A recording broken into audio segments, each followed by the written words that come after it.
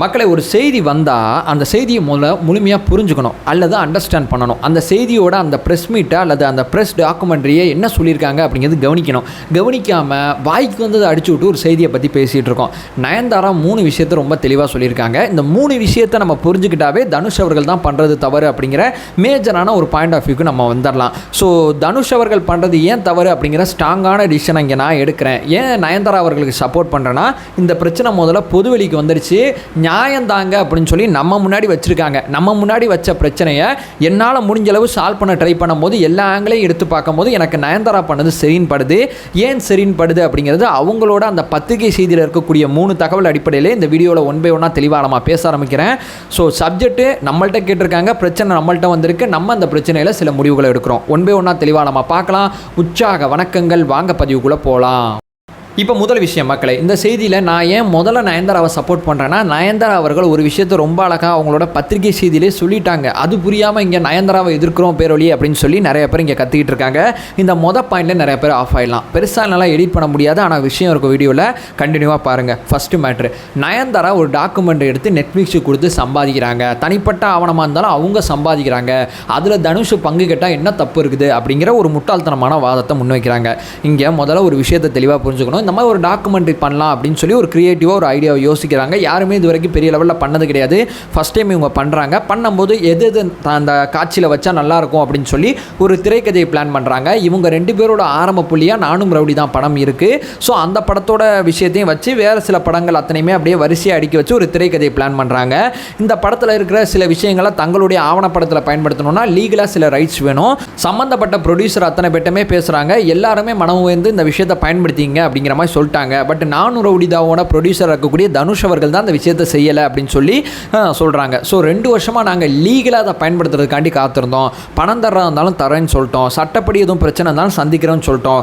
இது 2மே இந்த படத்தோட என்ஓசி கொடுக்கறதுக்கு காரணம் இல்லை. அப்போ வேற என்ன காரணம்? என்மேல் இருக்கக்கூடிய தனிப்பட்ட வெறுப்பு தான் காரணம் அப்படின்னு சொல்லி நயன்தாரா அவர்கள் ரொம்ப தெளிவுபடுத்திட்டாங்க. நெட்ஃப்ளிக்ஸில் கொடுத்து நயன்தாரா சம்பாதிக்கணும் முயற்சி பண்ணாலும் சம்பந்தப்பட்ட ப்ரொடியூசர் அத்தனை பேருக்குமே பணம் போயிருக்கு. ஸோ அந்த வகையில் பார்த்தீங்கன்னா தனுஷ் அவர்களும் அந்த பணத்தை வாங்கிட்டு அந்த லீகலாக இருக்கக்கூடிய அந்த விஷயத்தை நயன்தாரா அவர்களுக்கு கொடுத்தாலும் நயன்தாரா அதை எடுத்துகிட்டு போய் அந்த திரைக்கதையை வடிவமைச்சு தனுஷ் அவர்களும் 10 ரூபா பார்த்துருப்பாங்க, நயன்தாரா அவர்களும் 10 ரூபா பார்த்துருப்பாங்க. பார்க்குற நமக்கு ஒரு பெட்டர் எக்ஸ்பீரியன்ஸ் கிடச்சிருக்கும். வேறு என்ன நமக்கு அந்த படம் பார்க்கும்போது கிடைக்க போகுது, அந்த ஆவணப்படம் பார்க்கும்போது கிடைக்க போகுது, நமக்கும் அது ஒரு நல்ல ஒரு விஷயமா இருக்கும். மேபி அது ஒரு மோட்டிவேஷன் சம்மந்தப்பட்ட ஒரு திரைக்கதை மாதிரி அந்த திரைக்கதையோட ட்ரெய்லரை பார்க்கும்போது நமக்கு தெரியுது. நமக்கு அந்த ஊக்கம் அந்த படம் மூலமாக நமக்கு கிடச்சிக்கிறதுக்கு வாய்ப்பு இருக்குது. பட் இங்கே லீகலாகவும் சரி, நயன்தாரா அவர்கள் சொல்கிறது என்னென்னா, பணத்துக்கும் அவர் ஒத்துக்க மாட்டுறாருங்க, சட்டப்படிக்கும் ஒத்துக்க மாட்டாருங்க அப்படின்னு சொல்லி நாங்கள் வேறு விதமாக அதை எடுக்கணும்னு சொல்லி முடிவு பண்ணிட்டாங்க. இங்கே நயன்தாரா மட்டும்தான் சம்பாதிக்கணும்னு நினைக்கிறாங்க, வேறு எதுவுமே பண்ண மாட்டாங்க. தனுஷ் அவர்கள் பங்கு கேட்டால் அது என்ன பெரிய குத்தமா? இவ்வளோ கோடி சம்பாதிக்கிற நயன்தாரா தனுஷுக்கு பங்கு கொடுத்தா என்னன்னு சொல்லி தயவு செய்து முட்டாள்தனமான வாதத்தை முதல்ல ஸ்டாப் பண்ணுங்க அப்படிங்கிறது என்னுடைய முதல் தகவலாக இருக்குது. இப்போ 2வது, சரிப்பா நீ கொடுக்க மாட்டேன், 2 வருஷமாக வெயிட் பண்ணிட்டோம், எங்களால் முடிஞ்சளவு உன்கிட்ட போராடிட்டோம், நீ தரமாட்டேன்னு முடிவு பண்ணியாச்சு.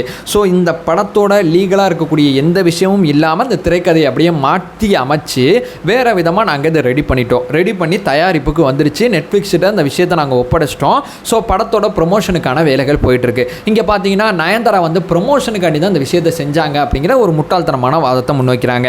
இங்கே நம்ம கவனிக்க வேண்டியது என்னென்னா, இந்த திரைக்கதையை மாற்றி அமைச்சு இந்த திரைக்கதையை ரெடியாகி இந்த படம் வந்து நெட்ஃப்ளிக்ஸுக்கு வர்றதுக்கு தயாரான நிலையில் இருக்கும்போது ஒரு படத்தோட ட்ரெய்லர் விடுவாங்கல்ல, ட்ரீசர் விடுவாங்கல்ல, அதே மாதிரி இந்த ஆவணப்படத்தோட ட்ரீசர் விடுறாங்க.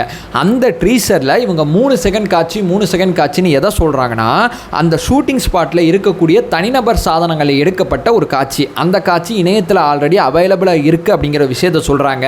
அந்த காட்சியை நாங்கள் முழுமையாக பயன்படுத்தலை, அதில் இருக்கக்கூடிய 3 செகண்ட் காட்சியை மட்டும்தான் பயன்படுத்துகிறோம். ஸோ நாங்கள் லீகலாக இந்த படத்தோட வரிகள், இந்த படத்தோட காட்சிகள், இந்த படத்தோட வேறு சில விஷயங்கள்லாம் எங்கள் ஆவணப்படத்தில் கொண்டு வரணும்னு ஆசைப்பட்டோம். ஸோ லீகலாக எனக்கும் தனுஷுக்கு இருக்கக்கூடிய சில மனக்கசப்பு காரணமாக அந்த விஷயங்கள் அத்தனையுமே சாத்தியம் இல்லாமல் போச்சு. ஸோ நாங்கள் திரைக்கதையை மாற்றி அமைச்சு வேற மாதிரி கொண்டு வரும்போது இந்த மாதிரி ஒரு காட்சி எங்கள் கண்ணில் பட்டுச்சு. அது எங்களோட ட்ரீசரில் இருக்குது அந்த 3 செகண்ட் காட்சி. அந்த ட்ரீசரில் இருக்கக்கூடிய 3 செகண்ட் காட்சிக்கு இவர் ரிப்போர்ட் அடிக்கிறாரு. அதாவது பார்த்தீங்கன்னா இது லீகலாக தப்புன்னு சொல்லி எனக்கு வக்கீல் நோட்டீஸ் கொடுத்தாரு. ஸோ அங்கே தான் நான் பிரேக் ஆனேன். அங்கே தான் எனக்கு ரொம்ப கஷ்டமாயிடுச்சு. அதனால தான் இதை பொதுவெளி கொண்டு வந்தேன். ஸோ 2 வருஷமாக தனுஷ் அவர்கள் ஒத்துக்காத போதெல்லாம் நயன்தாரா அவர்கள் இதை பொதுவெளி கொண்டு வரல. அப்போலேருந்து நயன்தாரா ப்ரமோஷன் பண்ணியிருந்தாங்கன்னா 1 மாதம் முன்னாடியே இந்த செய்தியை ஓட்ட ஆரம்பிச்சாங்கன்னா அந்த செய்தி எவ்வளோ பெருசாக இருக்கும். ஸோ அப்போலாம் பண்ணலை. ஸோ நாங்கள் அந்த படமே வேணான்னு முடிவு பண்ணிட்டு நாங்கள் இந்த பக்கம் போகிறோம். இந்த பக்கம் போகும்போது தனுஷ் அவர்கள் அடிக்கும் போது தான் புதுவெளிக்கு வருது அப்படிங்கிறது தான் இங்கே நயன்தாரா சொல்கிறது. ஸோ படத்தில் இருக்கக்கூடிய காட்சிகளை பயன்படுத்தினா லீகலாக தவறு, படத்தில் இருக்கக்கூடிய அந்த செட்டை வேறு சில மொபைல் ஃபோனில் எடுத்து அந்த காட்சியை பயன்படுத்தும் போதும் அதுவும் லீகலாக தவறான்னு சொல்லி தேடி பார்த்தா அதுவும் ஒரு வகையான தவறாக தான் பார்க்கப்படுது, தவறாக தான் பேசப்படுது. பட் நீதிமன்றம் இங்கே வேறு விதமாக முடிவெடுக்கலாம். வேறு சில வாதங்கள் நீதிமன்றத்தில் வைக்கும்போது இந்த வாதங்கள் அத்தனையுமே வேறு மாதிரி கூட இது கன்மையாகலாம். ஏன்னா படத்தோட காட்சியை பயன்படுத்தும் போது அது வேற, படம் எடுக்கப்பட்ட செட்டில் என்னோட மொபைல் ஃபோனில் இருக்கக்கூடிய அந்த 3 செகண்ட் காட்சி கூட எப்படி லீகலாக இருக்கும் அப்படிங்கிறது ஒரு கேள்வியாக இருக்குது. இது சரின்னு ஒரு பக்கம் பட்டாலும் ஒரு மாதிரி குழப்பமாக தான் இருக்குது. ஸோ ப்ரமோஷனுக்காண்டி நயன்தாரா இதை பண்ணியிருந்தா 2 வருஷம் முன்னாடியே பண்ணியிருப்பாங்க. 2 வருஷமாக தனுஷ் அவர்களை எப்போ வேணால் அவங்க போட்டு அடிச்சிருக்கலாம். பட் தனுஷ் அவர்களை எங்கேயுமே அவங்க அடிக்கலை. ஸோ இது வேணாம், நாங்கள் வேறு பாதையில் போகும்போது இவர் லீகலாக இப்படி பண்ணும்போது ரொம்ப ரொம்ப கஷ்டமாக இருக்குது அப்படிங்கிற 2வது பாயிண்ட் ஆஃப் வியூ சொல்கிறாங்க. இங்கே 3வதாக நான் சொல்ல வர்றதுன்னா, இங்கே பார்த்தீங்கன்னா முக்கியமானது இந்த விஷயத்த ஒரு நடிகை அவங்களோட இன்ஸ்டாகிராமில் போட்டிருக்காங்க. அவங்க பேர் நான் மறந்துட்டேன், அந்த நடிகை. அது மட்டும் இல்லாமல் தனுஷோட ஒர்க் பண்ண ஆல் ஆக்ட்ரஸ் வந்து இங்கே லைக் பண்ணிட்டுருக்காங்க. ஏன்னா லீகலாக ஒரு காதல் வந்து இந்த படம் வந்து லாஸ் ஆயிடுச்சு, அதனால தனுஷ் ரொம்ப கோபமாக இருக்கார். ஸோ ஒரு சினிமாவாக இருக்கட்டும், எந்த தொழிலாக இருக்கட்டும், ப்ளஸ் ஆர் மைனஸ் தெரிஞ்சு தானே ஒரு படம் எடுக்கிறோம். 2வது எடுக்கப்படும் போது பட்ஜெட் வந்து 6 கோடி, ஆனால் எடுத்தது 16 கோடி. இங்கே எல்லா திரைப்படமே போட்ட பட்ஜெட்டில் கரெக்டாக எடுத்துடுறாங்களா? ஸோ படத்தோட ஷூட்டிங் ஸ்பாட்டில் பார்த்தீங்கன்னா நயன்தாரா பின்னாடியே விக்னேஷ் சிவன் போனார், படத்தை ஒழுங்காக எடுக்கலை. படத்தை விக்னேஷ் சிவன் ஒழுங்காக எடுக்கலைன்னா படம் எப்படி வெற்றி பெற்ற படமாக மாறி இருக்கும்? படத்தில் சரியாக ஃபோக்கஸ் இல்லைன்னு சொல்கிறாங்க. படத்தில் சரியாக ஃபோக்கஸ் இல்லைனா படம் எப்படி ஜெயிச்சிருக்கும்? படம் கண்ணாப்பின்னான்னு போயிருக்காரா திரைக்கதை? ஸோ படம் கரெக்டாக எப்படி கரெக்டாக நமக்கு ஒரு பேக்கேஜாக அந்த படம் கிடச்சிச்சுனாவே படத்தில் எந்தளவு அவங்க தெளிவாக இருந்திருக்காங்கன்னு தெரியுதில்ல. ஸோ படத்தோட ஷூட்டிங் டேட் அதிகமாக போயிடுச்சு, படத்தோட பட்ஜெட் அதிகமாக போயிடுச்சு. ஏன் வேறு எந்த படத்துக்கு இந்த மாதிரிலாம் போவாதா? நான் தெரியாமல் தான் கேட்குறேன். வேறு எந்த படத்துக்கும் போவாதா? கரெக்டாக 10ஆம் தேதினா 10 தேதிக்குள்ளே இங்கே படத்தை முடிக்கிற டேரக்டர் யார் இருக்கா? ஸோ விடுதலை அப்படிங்கிற ஒரு படத்தை பிளான் பண்ணது வேறு மாதிரி, எடுத்தது வேறு மாதிரி, அந்த படத்தோட பட்ஜெட் வேறு மாதிரி பிளான் பண்ணாங்க, எடுத்தது வேற மாதிரி பிளான் பண்ணாங்க. இது பெரிய ஆக்டர்லேருந்து சின்ன ஆக்டர் வரைக்கும் எல்லாருக்கும் நடந்துகிட்டு இருக்கு. ஏதோ நயன்தாரா விக்னேஷ் சிவன் விஷயத்தில் விக்னேஷ் சிவன் தான் ஏதோ புதுசாக அந்த விஷயத்தை பண்ணிட்டார் அப்படிங்கிற மாதிரி பெரிய லெவலில் சொல்கிறீங்களே. ஸோ வாய்ப்பு கொடுத்தது விக்னேஷ் சிவன் தான். இது வந்து ப்ரொடியூசராக பார்த்தீங்கன்னா தனுஷுக்கு ப்ராஃபிட் இல்லை அப்படிங்கிற மாதிரி சொல்கிறாங்க. ஸோ ஒரு படம் எடுத்தால் ப்ராஃபிட்டு அப்படிங்கிற மட்டும் இங்கே கிடையாது. ஏன் தனுஷ் அவர்களுக்கு வேறு எந்த படமே ப்ராஃபிட் இல்லாத படம் இல்லை அவரோட கேரியரில். ஸோ நிறையா படம் அவருக்கு ப்ராஃபிட்டாகவும் இருக்குது, நிறையா படம் எதிர்பார்க்காத ப்ராஃபிட்டாகவும் இருக்குது, நிறையா படங்கள் ப்ராஃபிட் கம்மியாக இருக்கக்கூடிய படங்கள் இருக்குது. இதுக்கு தனுஷ் அவர்கள் என்ன பண்ண முடியும்? அப்போ விஜய் சேதுபதியோட மார்க்கெட் என்னவா இருந்துச்சு, விஜய் சேதுபதியோட கெப்பாசிட்டி என்னவா இருந்துச்சு, நயன்தாராவோட அந்த இடம் எப்படிப்பட்டதாக இருந்துச்சு, அந்த காலகட்டத்தில் வரும்போது படத்தோட சூழல் எப்படிப்பட்டதாக இருக்குன்னு சொல்லி பல ஃபேக்டர் அதில் இருக்குது. ஸோ படத்தில் வந்து சரியாக ஒர்க் பண்ணலை, இந்த மாதிரி முட்டாள்தனமான வாதங்கள்லாம் இங்கே வச்சு ஒரு விவாதம் பண்ணுறது எனக்கு ரொம்ப வேடிக்கையாக இருக்குது. ஸோ தனுஷ் அவர்கள் 2 வருஷமாக கொடுக்கல அப்படிங்கிற ஒரு பாயிண்ட் ஆஃப் வியூவில் இருந்தாலும் மேபி அவருக்கு ஏதோ ஒரு வெறுப்பு இருக்கலாம், அது அவரோட பர்சனல் டாட்டு. ஸோ அதுக்குள்ளே நான் தலையிட விரும்பலை. கொடுக்க மாட்டேன்னு சொல்லி வேறு பக்கம் போகும்போதும் அடிக்கும் போது தான் நமக்கு அது இதை கண்டிப்பாக நம்ம எடுத்து பேசணும் அப்படின்னு சொல்லி நமக்கு தோணுது.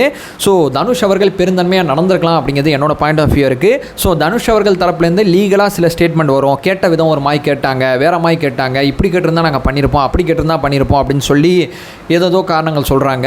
என்னவாக இருந்தாலும் இது அவங்க வாழ்க்கையோட மிக முக்கியமான அங்கம். 2 தனிப்பட்ட மனது விரும்புகிற அங்கம். அதை அஃபிஷியலாக பண்ணணும்னு ஆசைப்பட்றாங்க, அதை பிஸ்னஸாக பண்ணணும்னு ஆசைப்பட்றாங்க. இதில் என்ன தப்பு இருக்குது? அவங்களுக்கு அந்த வாய்ப்பு இருக்குது, அவங்க அதை பிஸ்னஸ் பண்ணி பார்த்துக்கிறாங்க அந்த ஆவணப்படத்தை. ஸோ நம்ம வீட்டில் நம்மளோட கல்யாணத்தை ஆவணப்படுத்தி பார்த்தா நம்ம சொந்தக்காரங்க ஒரு 10 பேர் பார்ப்போம். அவங்க கல்யாணத்தை பார்க்க ரொம்ப நல்லா இருந்துச்சு, பெரிய லெவலில் எல்லோரும் பார்க்க ஆசைப்பட்டாங்க. அந்த கல்யாணம் அந்த நடத்தும் போதே பேசு பொருளாக இருந்துச்சு. அவங்க லவ் ஸ்டோரியே கொஞ்சம் வித்தியாசமாக இருந்துச்சு, இன்னும் கொஞ்சம் என்கேஜிங்காகவும் இருக்குது. ஏன்னா இப்படிப்பட்ட சூழ்நிலையில் விக்னேஷ் சிவன் நயன்தாராவை லவ் பண்ண ஆரம்பித்தாங்கங்கிறது என்னையமாய் பல பேருக்கு இன்ட்ரெஸ்டிங்காக இருக்குது. எங்களுக்காண்டி அவங்க ஆவணப்படம் எடுக்கிறாங்க, உங்களுக்கு அவங்க லவ் ஸ்டோரி கிரிஞ்சாக இருந்துச்சுன்னா நீங்கள் பார்க்க தேவையில்லை. அது எங்களுக்காண்டி எடுக்கப்பட்ட ஆவணம். அதில் பார்த்தீங்கன்னா நிறையா ஃபேன்ஸ்ன்னு சொன்னாங்களே, அந்த ஃபேன்ஸில் நாங்களாம் ஒரு ஆள். எங்களுக்காண்டி எடுக்கப்பட்ட ஒரு ஆவணப்படம். இந்த ஆவணப்படம் எடுக்கிறதே தப்புன்னு சொல்லும் போது அது ரொம்ப இது தப்புனா நீங்கள் பார்க்காதீங்க, உங்களுக்கு பிடிக்கலன்னா நீங்கள் பார்க்காதீங்க, பிடிச்சவங்க பார்க்க போகிறாங்க. செய்யவே கூடாதுங்கிறது எப்படிப்பட்ட வாதம்? ஸோ தனுஷ் அவர்கள் இங்கே பெருந்தன்மையாக நடந்திருக்கலாம் அப்படிங்கிறது தான் இங்கே நான் சொல்ல வர்றது. அதை சொல்லிட்டு இந்த வீடியோவை என் பண்ணிக்கிறேன். நம்ம சேனலை ஃபர்தராக ஃபாலோ பண்ணிங்கன்னா பல்வேறு விதமான விஷயங்களை பற்றி பேசிகிட்டு இருக்கோம். நம்மளோட ஒரே நோக்கம் அறியாமை அகற்ற வேண்டும், அறியாமை அகற்றப்பட வேண்டும். Thank you so much.